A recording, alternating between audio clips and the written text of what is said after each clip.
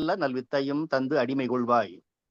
நளிநாசனம் சேர் செல்விக்கு அரிது என்று ஒரு காலமும் சிதையாமை நல்கும் கல்வி பெரும் செல்வப்பேரே சகலகலாவல்லியே.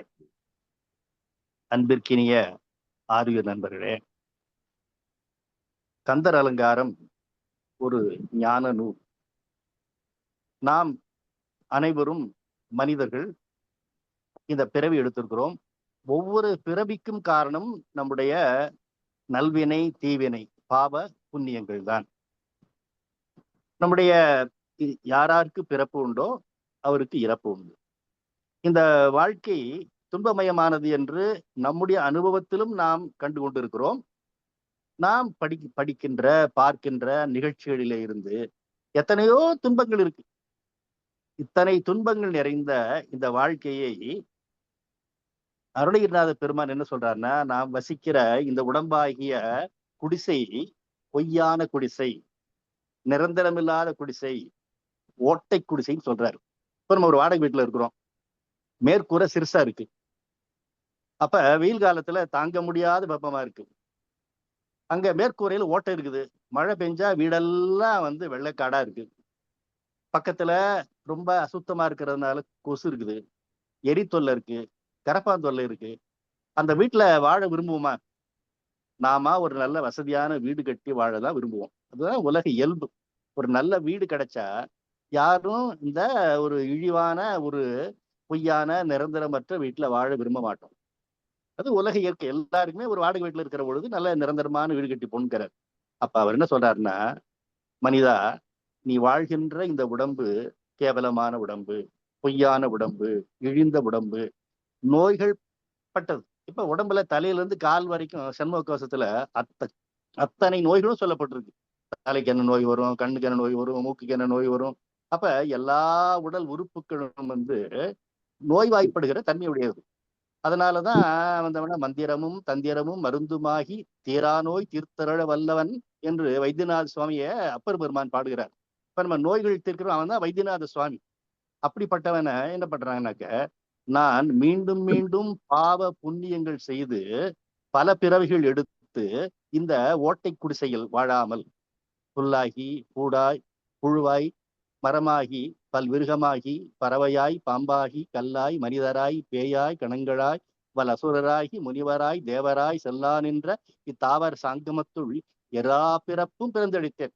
அப்ப ஓரறிவு உயிரா இருந்தாலும் ஆறறிவு உயிரா இருந்தாலும் எல்லாவற்றிலுமே அந்த துன்பம் இருக்கு. இப்ப துன்பமே இல்லாத இன்பமே உடைய ஒரு வாழ்க்கை வேணும்னா அது எங்க போகணும்? இறைவனுடைய திருவடிதான் போகணும். இப்ப 3 குளம் இருக்கு. ஒரு குளம் முழுமையா வற்றி போயிருக்கு, தண்ணியே இல்லை. குளம்னு பேரு, தண்ணியே இல்லை. இன்னொரு குளத்துல தண்ணி இருக்கு, ஆனா குடிப்பதற்கோ ஒரு வாய்ப்பு இல்லாம பூரா பாசி படர்ந்து போய் ரொம்ப அழுக்கா இருக்கு. இன்னொரு குளம் தெளிந்த குளமா இருக்கு. அப்ப தண்ணியே இல்லாத குளம் இதுனாக்க விலங்குகள். இப்ப நல்ல குளம் தண்ணி இருக்கு, ஆனா அதை பயன்படுத்த முடியாத மாதிரி பாசி படர்ந்துருக்குனாக்க அது மனிதர்கள். நல்ல தெளிந்த ஒரு குளம்னாக்க அது ஞானிகள். இப்ப அருணகிரிநாத பெருமான் அவர் முருகனுடைய திருவுருளாலே இந்த மாயை என்கின்ற பாசியை விலக்கி விட்டு வாழ்கிறவர். அவங்களுக்கு அஞ்ஞானம் கிடையாது. நம்ம எல்லோருக்கும் எல்லாருக்கும் தெரியுது இந்த உலக வாழ்க்கை இழிவானது. முருகனுடைய திருவடியை அடைந்தோம் என்று சொன்னால் இந்த துன்ப கலப்பற்ற இன்பமே நிறைந்த அவனுடைய திருவடியாகிய மோட்சத்தில் வாழலாம் என்று நம்முடைய வேதங்கள் மற்ற நூல்கள் சொல்லுகிறது. நமக்கும் அது புரியுது. ஆனா நம்மால என்னதான் பண்ணாலும் மனத்தினுடைய ஈர்ப்பின்படிதான் நடக்க முடியுமே தவிர, அதை தாண்டி நாம் எப்பொழுதும் முருகனுடைய கருதி கருதி கவலைப்படுவார் கவலை கடலை கடியின் வடிவேல் முருகாங்கிறார். அப்ப நம்ம நினைந்து நினைந்து துன்பப்படுகிறோம். நம்முடைய மனம் இழுக்கிறப்ப கையொன்று செய்ய வெளியொன்று நாட கருத்தொன்று எண்ண பொய்யொன்று வஞ்சக நாவொன்று பேச புலால் கமழும் மெய் ஒன்று சார விரும்பும் யான் செய்கின்ற பூசை எவ்வாறு கொள்வாய் வினை தீர்த்தவனே பட்டினத்தார் பாடுறாரு. இப்ப நம்ம கண் ஒரு பக்கம் எடுக்குது, காது ஒண்ணு கேட்குது, மூக்கு ஒண்ணு சுவாசிக்குது, வாயை ஒண்ணு விரும்புது, கையை ஒண்ணு தொடுது. அப்ப நம்முடைய பூசையானது ஒருமுகப்பட்ட நல்ல போக்கஸ்டான ஒரு பிரேயர் அல்ல. அப்படிப்பட்ட நிலையில எப்படி ஞானம் வாய்க்கும்? அப்ப எப்படி ஒரு குளத்துல பாசி படர்ந்து இருக்கிறதோ அதை போல நம்முடைய மனமானது மாயையாகிய அந்த பாசி படர்ந்து இருக்கிறது. இப்ப சிவனுடைய அந்த உருவத்தை பத்தி பாடுகிற பொழுது ஒரு பாட்டு இருக்கு. அவன் ஐந்தொழில் புரிகிறவன்.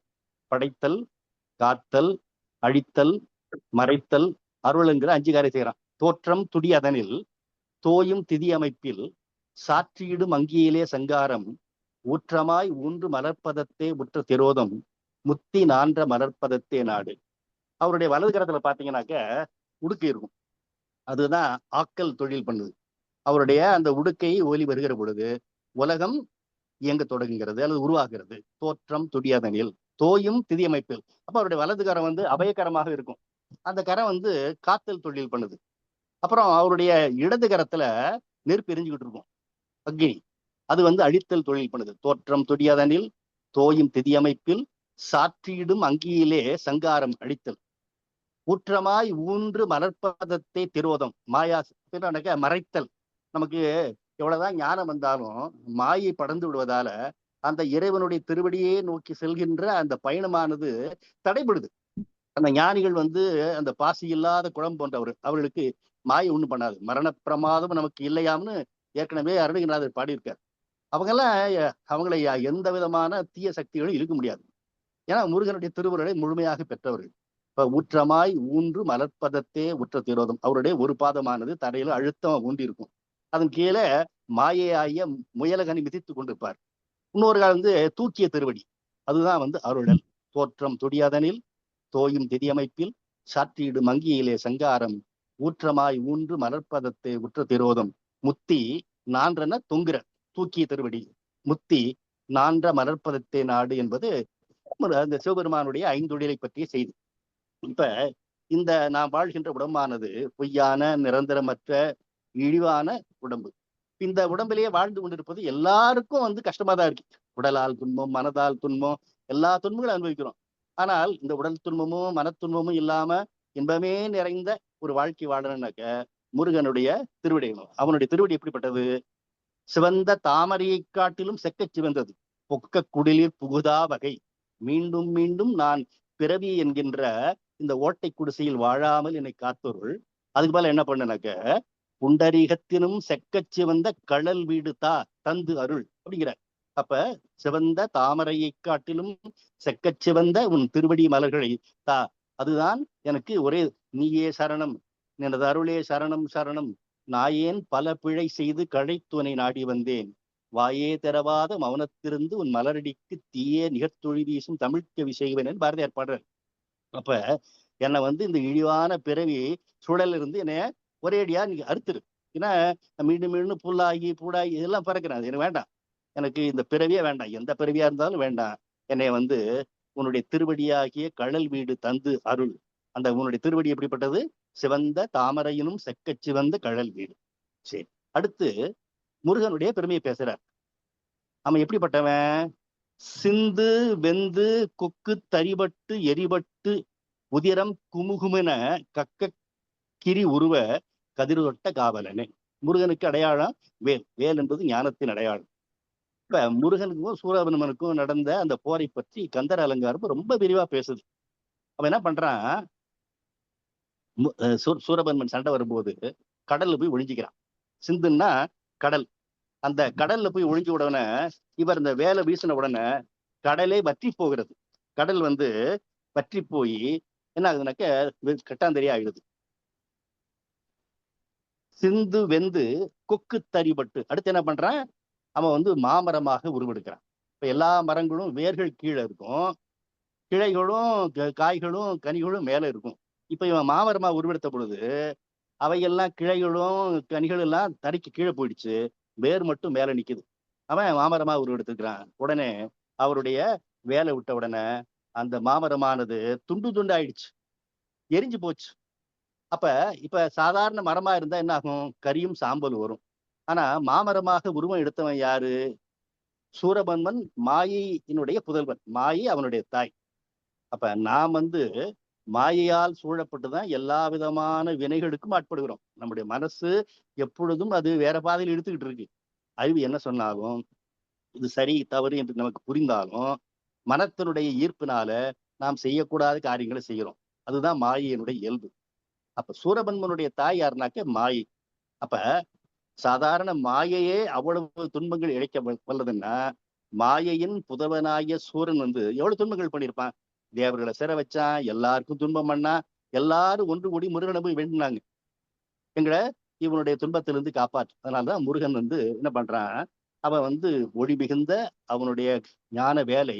அதை விட்ட உடனே முதல்ல கடல் கடல் பற்றி போயிட்டு, அப்புறம் கொக்குன்னா மாமரம். அந்த கொக்கு தறிபட்டு துண்டு துண்டாகி எரிபட்டு உதிரம் குமுகுமென கக்க, மரத்துல இருந்து ரத்தம் வருஷமா குமுகுமுன்னு வெளியே வருது.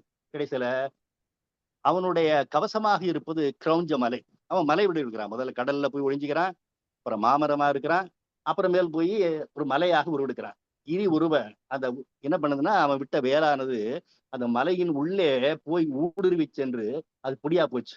அப்படிப்பட்ட ஆற்றலுடைய ஞான வேலி கையில் கொண்டிருக்கிற ஒளி மிகுந்த வேல் தொட்ட காவலனே, பொக்க குடிலில் புகுதாவகை புண்டரிகத்தினும் செக்கச் சிவந்த கழல் வீடு தந்தருள் சிந்து வெந்து கொக்கு தரிபட்டு எரிபட்டு உதிரம் குமுகுமென கக்க கிரி உருவ கதிர்வேல் தொட்ட காவலனே, பொய்யான குடிசையைப் போன்ற உடம்பிலே இனி புகுந்து பிறவா வண்ணம் தாமரையைக் காட்டிலும் மிகச் சிவந்த என் திருவடியாகிய மோட்ச வீட்டை தந்தருள்வாய். சூரன் மறைந்த கடல் தீயில் வெந்து வற்றி போனது. சூரபன்மன் மாமரமாக நின்றான். அம்மாமரம் துண்டு துண்டாகி தீந்து போனது. அதிலிருந்து ரத்தம் குமுகுமென வெளிப்பட்டது. சூரபன்மனுக்கு கவசம் போல இருந்த கிரௌஞ்சமலை பொடியானது. இவையெல்லாம் நிகழும் வண்ணம் ஒளி மிகுந்த வேலை வீசிய காவலனே, நீயும் என்னை இந்த மாயை நிறைந்த இந்த உலகிலே இருந்து, இந்த துன்பப் பிறவியில இருந்து, இந்த ஓட்டை குடிசையில இருந்து என்னை காத்து, எவ்வாறு தேவர்களை காத்து சூரபன்மன் விடுவித்தாயோ, அவன் கடலாக இருந்த பொழுது கடலை பெற்றச் செய்தாய். அவன் மாமரமாக இருந்த பொழுது மரம் துண்டு துண்டாக போய் அந்த மரத்திலிருந்து ரத்தம் குமுகுமென வெளிப்பட செய்தாய். அவன் கிரௌஞ்ச மலைக்குள்ள பூந்த பொழுது அந்த மலையவே துளைத்து கொண்டு அது பொடி பொடியாகுமாறு நீ ஒளி மிகுந்த கதிர்வேலை வீசியவன், தொட்டவனுக்கு வீசியவன். அப்படிப்பட்ட அருளால் அவன் யான். இது கதையாக இருந்தாலும் என்ன பொருள்னாக்க, மாயையை அழிக்க வல்லது ஞானம்தான். நமக்கு ரெண்டு விதமான மாயை இருக்கு, அகங்காரம், மகாரம். யான் எனது என்னும் செருக்கறுப்பான் வானோர்க்கு உயர்ந்த உலகம் புகுன்னு வள்ளுவர் பாடல். யான் என்பது அகங்காரம், எனது என்பது மமகாரம். இந்த அகங்காரமும் மமகாரமும் என்னுடைய, நான் என்னுடையது என்கின்ற இந்த இரண்டு மாயைகளும் விலை போனதான் எல்லாம் அவனுக்குரியது என்று நினைக்கிற பொழுது நமக்கு இந்த உடம்பாகட்டும், நம்முடைய அறிவாகட்டும், நம்முடைய செல்வமாகட்டும், இது நம்மால் வந்ததல்ல, அவனுடைய திருவுருளால் நமக்கு இதெல்லாம் வாய்த்தது என்கின்ற உணர்வு வந்தா நமக்கு அகங்காரமும் இருக்காது, மமகாரமும் இருக்காது. அப்படி வரணும்னாக்க அவனுடைய திருவடியவே நம்ம நினைந்து நினைந்து வழிபடுவதாக்கணும். கருதி கருதி கவலைப்படுவார் கவலைக்கடலி கடியும் வடிவேல் முருகா என்று பாரதியார் பாடுற மாதிரி இதெல்லாம் வந்த உடனே இந்த மாதிரி நினைச்சோம்னாக்க நாம் வாழ்கின்ற இந்த ஓட்டை குடிசையாகிய உடம்பிற்குள்ளே மீண்டும் மீண்டும் பிறவிச் சூழல்ல வரமாட்டோம். ஒரு ஒரு பிறவியில மனிதனா வருவோம், நாம் நல்வினை பண்ணியிருந்தாக்க தேவரா கூட வரலாம். ஆனா அது வந்தாலும் அதுவும் இழி பிறவிதான். எல்லாத்தோட மிக உயர்ந்த இன்பமே நிறைந்த பேரானந்தம் நிறைந்த ஒரு வீடு எதுனாக்க முருகனுடைய திருவடியாகிய அந்த சொர்க்கம்தான். அந்த சொர்க்கத்தை அவன் அருள வேண்டும் என்றால் நாம் மாயையின் பிடியிலிருந்து விலக வேண்டும். இவ்வாறு தேவர்கள் மாயையினுடைய குமாரனாகிய சூரபன்மனுடைய பிடியிலே தவித்த பொழுது அவனை அழித்து கிரௌஞ்ச மலையை பொடி பொடியாக்கி அவன் உருவெடுத்த மாமரத்தை சிதைத்து அதிலே இருந்து ரத்தம் வரச் செய்து வேல் வீசி காப்பாற்றினானோ, அதுபோல பாசி படர்ந்த குளம் போல இருக்கின்ற நம்முடைய மனம் மாயையால் படர்ந்து இருக்கிறது. இதில் அகங்காரம் என்ற பாசியும் மமகாரம் என்ற பாசியும் இருக்கிறது. இந்த பாசியெல்லாம் நீங்கி நாம் நிலையான அவனுடைய திருவடி நிலையை அடைய வேண்டும் என்று சொன்னால் அதற்கு அவனுடைய ஞானமாகிய வேல் துணை பண்ணும்.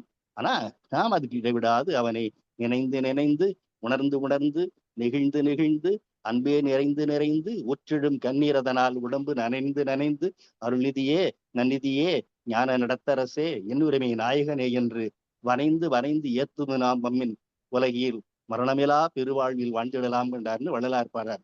அதை போல நாமும் வாழலாம் முருகனுடைய திருவடி இருந்தால். ஆகவே நாம் வாழ்கின்ற இந்த இழிவான மனித பிறவி நாம் இதுவரை செய்த பாப புண்ணியங்களாலே உண்டானது. எவ்வளவுதான் நல்லதாக தோன்றினாலும் நம்முடைய இளமை காலம் தொட்டு நம்முடைய முதுமை காலம் வரைக்கும் இந்த உடம்பு நல்ல இளமை காலமா இருக்கும்போது ரொம்ப திமிரா இருக்கு, எல்லா செயலும் செய்ய முடியுது. முதுமையானா நமக்கு நாமே சுமையாகி விடுகிறோம். நம்ம பாக்குறவங்க எல்லாம் இழிவா பேசுறாங்க. நாம் பிறரை சார்ந்து வாழ வேண்டியிருக்கிறது. எப்படி ஒரு வாடகை வீட்டுல இருந்தோம்னாக்க, காற்றும் இல்லாம மழை வந்தா ஒட்டையில எல்லாம் ஒழுகி, எலி, கரப்பான் எல்லா பூச்சியும் வந்து தொந்தரவு பண்றது போல, எல்லாம் குறைகள் மலிந்த, நோய்கள் மலிந்த இந்த ஓட்டை உடலை விட்டுவிட்டு, நாம் முருகனுடைய ஒளி மிகுந்த புண்டரிகத்தினும் செக்கச் சிவந்த அவனுடைய திருவடிக் கடலாகிய வீட்டில் சேர்வதற்கு நாம் மாயையிலிருந்து விடுபட வேண்டும். எவ்வாறு சூரமன்மனை அவன் மாயையிலிருந்து விடுபடச் செய்து அவன் காப்பாற்றினானோ, அதே போல நம்மையும் முருகப்பெருமான் அவன் திருவுருளால், அவன் திருவேலால், கதிர் மிகுந்த ஒளிவேலால் காப்பாற்ற வேண்டும் என்று அவன் திருவருளை இறைஞ்சுவோம். அவன் நம்ம அனைவருக்கும் நல்வாழ்வு தருவான் என்ற அளவிலே இந்த பாடலின் பொருளையும் விரிவுரையும் நிறைவு செய்கிறேன். நன்றி, வணக்கம். அருமை மணி, ஒரு வாட்டி படிச்சிருங்க மணி. சரி. இல்ல பொருள்ல யாருக்காவது ஏதாவது ஐயம் இருந்தா கேளுங்க. நீங்க வாசிங்க. நான் படிச்சு பொருள் சொல்லிடுறேன். பொக்க குடிலில் புகுதா வகை புண்டரீகத்தினும் செக்கச் சிவந்த கழல் வீடு தந்தருள் சிந்து வெந்து கொக்கு தரிபட்டு எரிபட்டு உதிரம் குமுகுமென கக்க கிரிவுருவ கதிர்வேல் தொட்ட காவலனே. கஷ்டமான வார்த்தைகளுக்கு பொருள். பொக்கன்னா பொய்யான, குடில்னாக்க குடிசை, புகுதா வகை அதிலே மீண்டும் மீண்டும் வாழும் வண்ணம் இல்லாமல், புண்டரிகம் சிவந்த தாமரை, அதை காட்டிலும் செக்கச் சிவந்த கடல் வீடு அவனுடைய திருவடி வீடு தந்தருள். சிந்துனா கடல், அது வெந்து அவன் முருகன் வந்து வேலை விட்ட உடனே அந்த கடலே வந்து வற்றி போனது. அவன் பிறகு மாமரமாக உருவெடுத்தான். கொக்குனா மாமரம், தரிபட்டுனா துண்டு துண்டாச்சு, அது எரிஞ்சது. அதுல இருந்து சாம்பலும் கரியும் வராம உதிரம் குமுமென அது வந்து வெளிப்பட்டது. அதுக்கு பிறகு அவனுடைய கவசமாக இருந்த கிரௌஞ்ச மலையாக உருவெடுத்தான். அது கிரினாக்க கிரௌஞ்ச மலை. அந்த கிரி உருவ அதுல வந்து ஊடுருவி சென்றது அவன் வீசிய கதிர்வேல். உருவ கதிர்வேல் தொட்ட காவலனே. பொய்யான குடிசையை போன்ற உடம்பிலே இனி புகுந்து பிறவா வண்ணம் தாமரையை காட்டின்று மிகச்சிவந்த நின் திருவடியாகிய மோட்ச வீட்டை தந்தருள்வாய். சூரன் மறைந்த கடல் தீயில் வெந்து வற்றி போனது. சூரபன்மன் மாமரமாக நின்றான். அம்மாமரம் துண்டு துண்டாகி தீந்து போனது. ரத்தம் குமுகுமென வெளிப்பட்டது. சூரபன்மனுக்கு கவசம் போல இருந்த கிரௌஞ்ச மலை பொடி பொடியானது. இவையெல்லாம் நிகழும் வண்ணம் ஒளி மிகுந்த வேலி வீசிய முருகனே, காவலனே, எங்களையும் காத்து இந்த பொக்கக்குடில் புகுதா வகை புண்டரிகத்தினும் செக்கச் சிவந்த கழல் விடுத்தா என்று அருணகிரிநாதர் வேண்டுகின்ற பாடல் ஒரு அற்புதமான பாடல். கக்கரினா கவசமான மலை இல்லையா? இல்ல அந்த இது பண்ணுது, அந்த ரத்தம் இருக்குல்ல, ரத்தம் குமுகுமென கக்கன வெளிப்படுது. மாமரம் வந்து துண்டு துண்டாகி எரிஞ்சு போய் அந்த மாமரத்திலிருந்து ரத்தம் குமுகுமுன்னு குபுகுபுன்னு வருது இல்ல, ரத்தம் குபுகுபுன்னு வெளிப்படுதுல, கக்கன வெளிப்படன்னு அர்த்தம். இது சாதாரண மாமரமா இருந்தா அதுல கரியும் சாம்பலும் வரும். இவன் வந்து சூரபன்மன் தானே மாமரமா இருந்தான். அதனால அவன் உடம்பில வந்து துண்டு துண்டாகி எரிஞ்சு அதுல இருந்து ரத்தம் அப்படி குபுகுபுன்னு வெளிப்படுது. அப்ப கடலை வெற்றச் செய்த வேல் மாமரத்தை துண்டு துண்டாகி எரித்து அதிலிருந்து ரத்தம் வரச் செய்த வேல், அதே மாதிரி கவசமாக இருந்த கிரௌஞ்ச மலையை ஊடுருவி பொடி பொடியாக செய்த வேல், இதெல்லாம் வந்து ஞானத்தினுடைய அடையாளம். ஏனென்றால் சூரபன்மன் மாயையின் குமாரன். இப்ப நாமும் அதுவால மாயையால் சிக்குண்டு எல்லா விதமான இப்ப கடல் போன்ற துன்பமும் மலை போன்ற துன்பமும் எல்லாம் அடைஞ்சுக்கிட்டு இருக்கோம். இப்ப கடல் போன்ற துன்பம் மலை போன்ற துன்பம் எல்லாம் நீங்க வேண்டும் என்று சொன்னால் முருகனுடைய திருவேலை நினைச்சால் என்னாகும்? பலதான் அவர் பாடுறாரு. எழும்போதும் வேலும் மயிலும் என்பேன், எழுந்தே மகிழ்ந்து தொழும்போதும் வேலும் மயிலும் என்பேன், தொழுது உருகி அழும்போதும் வேலும் மயிலும் என்பேன், அடியேன் உடலும் விழும்போதும் வேலும் மயிலும் என்பேன் முருகா என்று சொல்லி இவர் பாடுறார் பாம்பன் சுவாமிகள். அதனால வேலும் மயிலும் என்றே சொல்லிக் கொண்டிருந்தார். அப்ப வேல் என்பது ஞானத்தினுடைய அடையாளம், மயில் என்பது ஓங்காரத்தினுடைய அடையாளம்.